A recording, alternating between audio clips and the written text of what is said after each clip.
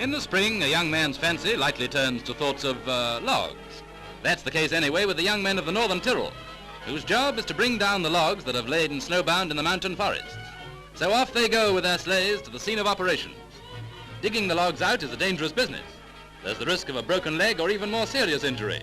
But these lumber lads can fall on a log as easily as falling off one.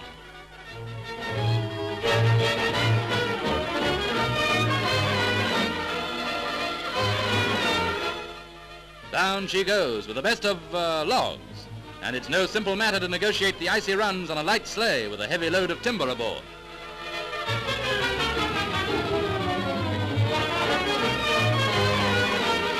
As the sleigh gathers speed, the lumberman must exert all his strength to stop it from becoming a runaway, and he must keep a sharp eye for the bends. Lumbering and slumbering don't mix.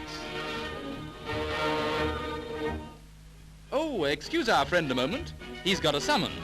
But it isn't as bad as it sounds. Our friend is a law-abiding citizen and a good host. In fact, he's a publican, and he's just received a summons to attend the board of the Green Cloth at Buckingham Palace. He's one of the 5 innkeepers in what was known as the verge of the old Whitehall Palace. Their licenses are governed by the board of the Green Cloth, which, among other things, is responsible for the kitchens of Buckingham Palace.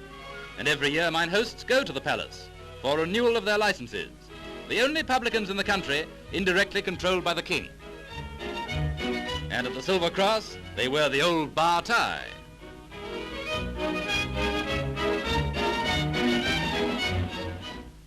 No, you haven't stayed too long in the bar. This is really a giant panda, the fellow who's been in the limelight a great deal lately. And as you can see, he's rubbing along quite nicely, thank you.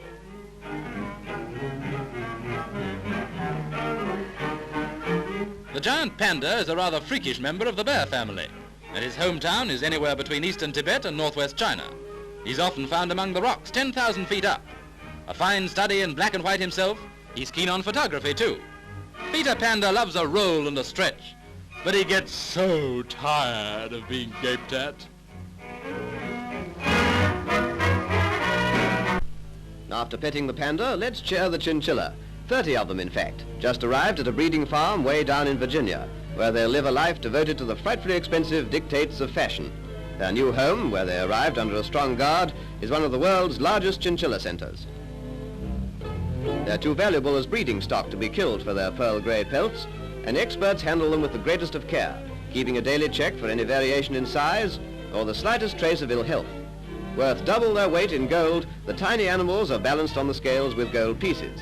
They work out at almost 200 pounds a pound.